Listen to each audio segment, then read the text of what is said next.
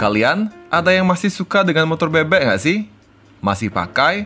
Atau malah ada yang baru mau beli? Saya adalah anak tahun 90-an yang di masa remaja itu dipenuhi oleh motor bebek yang beragam. Bahkan, sampai sekarang pun kalau saya ada rezeki lebih, saya akan beli satu. Satria 120R, yang ketika saya remaja dulu orang tua belum mampu belikan. Dan ketika sudah bekerja, serta punya penghasilan sendiri, saya sibuk nabung buat masa depan. Di antara banyaknya motor bebek yang dijual dulu, ada beberapa motor bebek yang punya performa di atas rata-rata, alias bebek super. Di video kali ini, saya akan bahas motor bebek super yang bahkan punya performa lebih brutal ketimbang motor sport batangan.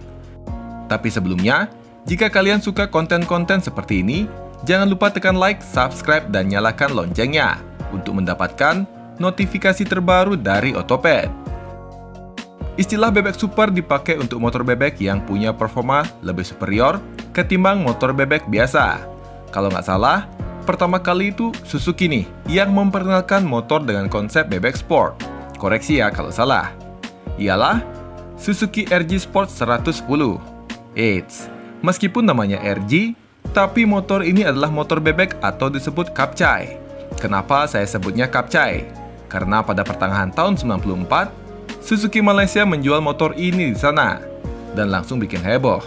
Gimana nggak heboh coba? Mesinnya 110cc semi tegak 2 tak yang punya tenaga sampai 14,3 HP. Dimana kala itu, motor bebek 110cc 2 tak macam Tornado atau Force One paling banter 12-an HP. Beda 2 HP mah berat buat lawan-lawannya. Ia pakai transmisi 5 percepatan manual dengan bobot yang cuma 100 kg doang.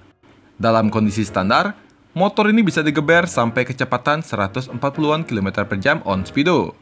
Selain itu, dengan monoshock membuat motor ini terlihat sangat cantik dan modern. Dan kalian tentu mikir, kok motor ini mirip sama Satria ya? Yes, emang benar.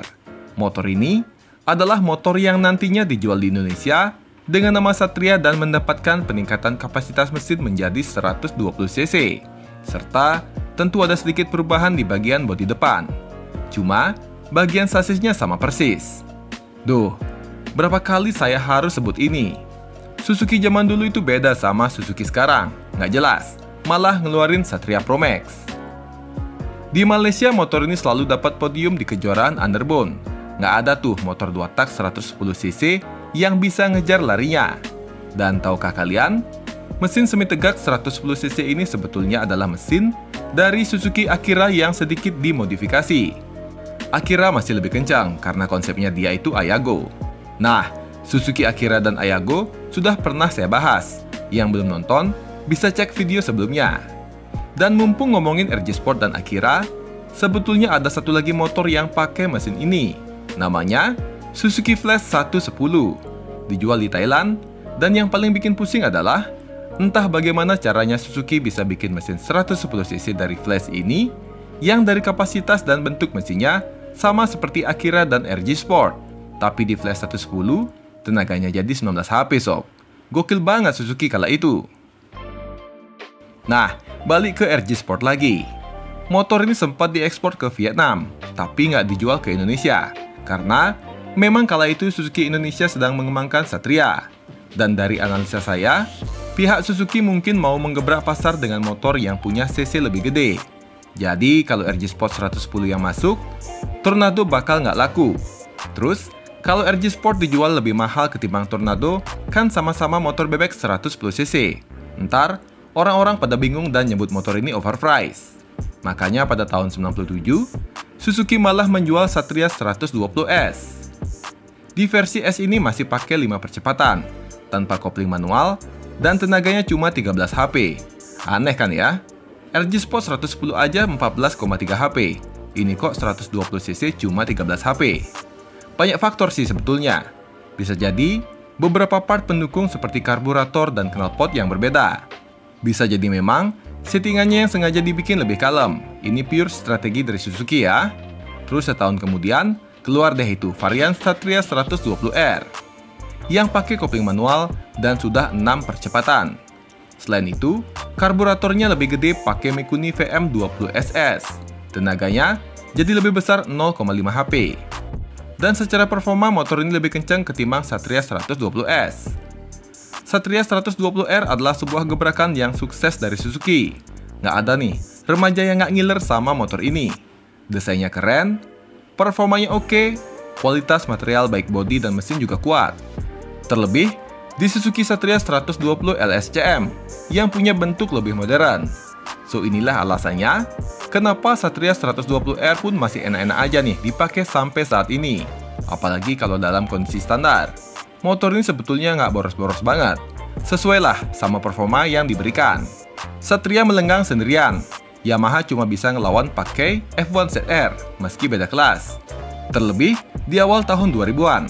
Yamaha lagi sibuk karena mau mengalihkan fokusnya dari motor 2 tak ke motor 4 tak. Nggak ada inovasi yang berarti di motor F1 ZR, kecuali strapping doang kalau ada yang baru. Tapi mungkin Yamaha pengen ngetes pasar. Karena pada tahun 2000-an awal, Yamaha memasukkan 125Z ke Indonesia secara CBU. Motor ini adalah salah satu motor bebek sport yang paling gokil yang pernah dibuat. Tapi sayangnya, motor ini tuh spesial untuk pasar Malaysia aja. Makanya, pada saat masuk ke Indonesia itu secara build up. Ini sayang banget ya sebetulnya. Padahal kalau masuk resmi mah bakal banyak ya unitnya sekarang. Dan harga bekasnya juga jadi normal. Nggak kayak sekarang, 125Z itu harganya di atas 50 jutaan semua. Dan memang di Malaysia pun motor ini sengaja dibuat untuk mengikuti Cup Prix Malaysia. Dibuat kencang biar bisa menang lawan RG Sport. Kalau menangkan nama Yamaha di Malaysia itu naik, dan terbukti sekarang Yamaha jadi salah satu brand motor terfavorit di sana. Nah, mesin dari 125Z itu ya sesuai namanya, 125cc 2 tak semi tegak berpendingin udara dengan 6 percepatan. Tenaganya sampai 17 HP. Kenceng banget motor ini. Top speednya di atas 140 km per jam.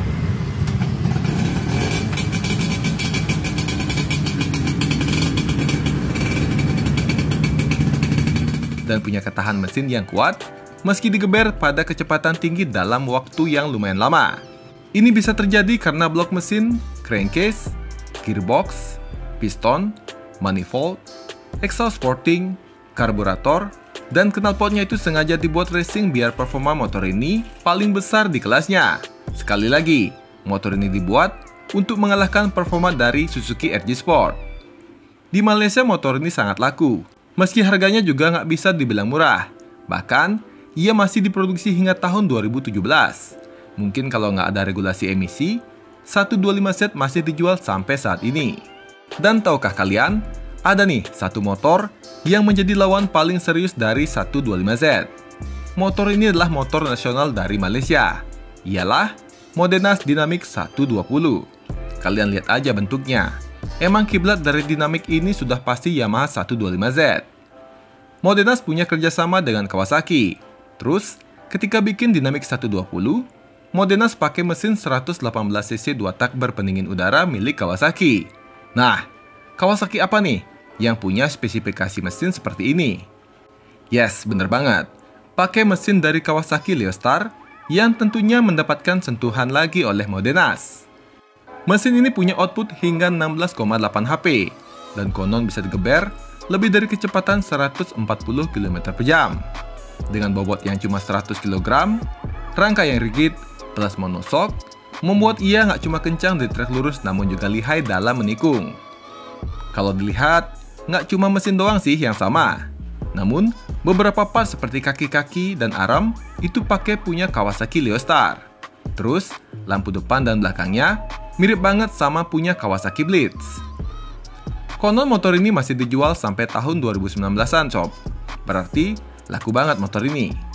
Nah, di Indonesia sendiri Dynamic 120 pernah dijual juga.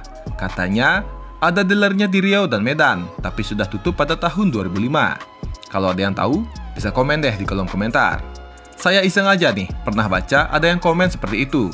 Dulu, saya taunya motor ini juga karena nggak sengaja lihat di grup jual beli motor 2 tak di Facebook. Dan bingung aja lihat pertama kali. Dan setelah saya cari tahu, wow, wajar ya jika Malaysia itu lebih maju ketimbang Konoha. Rakyatnya benar-benar mendukung produk lokal. Motor bebek sport 2 tak berakhir di era Satria R LSCM, Yamaha 125Z, dan Modenas Dynamic 120. Karena setelah itu, sudah tidak ada lagi motor bebek 2 tak baru. Semua pabrikan fokus ke motor 4 tak. Ketika motor bebek 4 tak 110cc tergantikan oleh bebek 125cc, Suzuki lagi. Ia memperkenalkan varian sport dari Shogun 125. Apalagi kalau bukan Shogun 125 SP pada tahun 2005. Motor ini emang nggak monoshock, mesinnya juga nggak semi tegak. Tapi secara performa, motor ini layak masuk ke jajaran motor bebek sport loh. Selain secara penampilan, motor ini memang sporty, pakai velg, cakram depan dan belakang, serta bodi yang aerodinamis. Suzuki menambahkan huruf SP bukannya tanpa alasan. Jika dibandingkan dengan Shogun 125R, 125 SP sudah pakai kopling manual. Transmisi pun dibuat seperti layaknya motorsport, gigi satu ke depan dan sisanya ke belakang. Suzuki sampai harus menghilangkan starter elektrik untuk mengurangi part-part biar jadi lebih ringan. Tanpa dinamo starter dan komponen pendukung lainnya, bobotnya bisa dipangkas 2-3 kg. Selain itu, ini juga bisa untuk mengurangi harga jual biar nggak kemahalan. Pada tahun 2005 juga, ketika Yamaha tidak mengeluarkan motor bebek 125 dan langsung skip ke 135cc bersama Jupiter MX, motor ini punya seluruh syarat untuk bisa dinamai bebek sport 4 tak yang sesungguhnya. Mesin 135cc SOHC 4 katup, semi tegak, dengan pendingin cairan. Yang secara penampilan mesin ini turunan dari mesin Fiction yang 150cc. Cuma masih pakai karburator. Lumayan boros untuk ukuran 4 tak, tapi dengan performa yang diberikan sepertinya sepadan. Ia punya tenaga di 11,3 HP, dengan bentuk yang aerodinamis, monoshock, bodi tajam. Ini adalah motor bebek sport yang pas untuk menjadi ujung tombak Yamaha di kelas bebek sport. Saat pertama kali diluncurkan, ia punya 2 pilihan kopling yakni semi otomatis dan manual. Kedua model ini sama-sama menggunakan transmisi 4 percepatan, yang nanti di generasi kedua mendapatkan upgrade menjadi 5 percepatan. Di generasi kedua pun mendapatkan facelift di bagian bodi dan kaki-kaki. Ia lebih elegan, velg lebih lebar, tapi masih sama-sama 135cc, dan masih menggunakan bodi model 3D yang dibenci oleh bengkel. Biasanya saat pasang balik bodi-bodinya ada aja nih baut yang sisa 1 atau 2 biji. Untuk performa di generasi kedua, bisa dibilang punya setikan karburator dan CDI yang berbeda agak lebih responsif dan halus di RPM menengah. Cuma karena sudah pakai 5 speed, top speed dari Jupiter MX generasi kedua sedikit lebih besar di kisaran 135 km/jam. Nah, pada tahun 2008, Honda yang mikir belum punya bebek sport kala itu, menggunakan mesin dari Honda Sonic 125 CBU yang dilokalkan. Mesin ini dipasangkan pada sebuah bodi motor bebek sport dengan nama CS1 atau City Sport One. Nah, mesinnya sendiri 125cc SOHC yang bisa menghasilkan tenaga hingga 12,6 HP. Di atas kertas, motor ini punya tenaga di atas Jupiter MX yang punya cc lebih gede. Lah, kok bisa ya? Ini sih nyambung ya sama video saya yang ini. Ngebahas kenapa cc Yamaha seringkali lebih gede ketimbang kompetitor. Balik ke CS1. Konon motor ini bisa digeber hingga kecepatan 130 km/jam atau mungkin lebih. Nah, motor ini punya bobot sekitar 110 hingga 114 kg. Tapi secara handling, ia bisa dibilang cukup lincah untuk meliuk di kemacetan ibu kota. Karena kan sesuai namanya, City Sport. Honda mendesain motor ini memang untuk gesit di kemacetan. Cuma yang disayangkan kala itu ialah penampilan motor ini tuh nggak semua orang suka. Ada yang bilang domba Garut karena kepalanya yang gede. Tapi memang jujur kalau mau suka sama motor ini harus punya dulu. Jarang nih ada istilah jatuh cinta pada pandangan pertama untuk CS1. Karena hal tersebut, ini motor nggak begitu laku. Coba deh, dulu Honda Indonesia nggak ngide aneh-aneh. Bikin aja mirip Jupiter MX, atau jual aja dengan bentuk Honda Sonic pasti lebih laku. So karena itu, CS1 tidak bisa menggoyahkan penjualan Jupiter MX di kelas bebek sport. Pada tahun 2014, Yamaha mengumumkan facelift terbaru dari Jupiter MX dan sesuai harapan, kini MX mendapatkan upgrade gila-gilaan. Ia menggunakan mesin 150cc SOHC seperti Yamaha Fiction. Ada 2 versi nih, MX150 dan MX King 150 di versi tertinggi. Tenaganya sampai 15 HP dengan torsi di kisaran 13,8 Nm. MX150 dijual dengan harga 18,4 jutaan dan MX King di harga 18,9 jutaan. 2 tahun kemudian, Honda tampaknya capek juga nih ngeliatin Yamaha jualan bebek kok lumayan laku. Ya udah deh, dengan mesin CBR yang ditun ulang, Honda menjual Supra GT-R pada tahun 2016. Tenaga motor ini sampai 16 HP karena ia adalah bebek sport bermesin DOHC pertama di Indonesia. Secara performasi kedua motor ini tuh sebetulnya 11-12 ya, jika dalam kondisi standar. Kalau adu top speed, MX King dan Supra GT-R bisa nyampe kecepatan 135 km/jam dengan mudah. Untuk Supra GT-R, sebetulnya banyak yang menyayangkan ya kenapa di generasi kedua, Honda Indonesia malah tidak pakai desain dari Winner X yang secara penampilan jauh lebih keren ketimbang GT-R. Motor ini dijual di Thailand, Vietnam, Filipina, bahkan Malaysia. Kenapa gitu? Indonesia beda sendiri. Mending kayak bedanya lebih keren. Sepertinya semua setuju. Honda Winner X punya desain yang lebih berkelas ketimbang Supra GT-R generasi kedua. Menurut kalian gimana? Pasar bebek sport di Indonesia tuh nggak berhenti sampai di sini aja. Tapi bukan berarti Kawasaki dan Suzuki lah yang ngeluarin bebek sport. Malah ada satu motor yang dipasarkan oleh pabrikan yang nggak saya duga sebelumnya. Motor itu adalah Benelli RSF 150. Ini motor dijual di tahun 2017 sampai tahun 2018. Ia datang dengan desain modern yang agresif buat nantangin MX King dan juga Supra GT-R. Mesinnya SOHC dengan 4 valve yang punya tenaga sampai 15 HP. Selain itu ia pakai 3 busi agar memiliki pembakaran yang lebih maksimal dan merata. Sekaligus mengoptimalkan efisiensi bahan bakar serta mengurangi emisi. Hasilnya motor ini sudah lulus emisi Euro 4. Selain itu, uniknya motor ini sudah pakai suspensi depan model upside down, jadi nggak usah dimodif lagi. Keren sih. Tapi motor ini, penampilannya sangat mirip dengan Jupiter MX, kayak nggak punya identitas gitu. Dan pastinya, motor ini langka.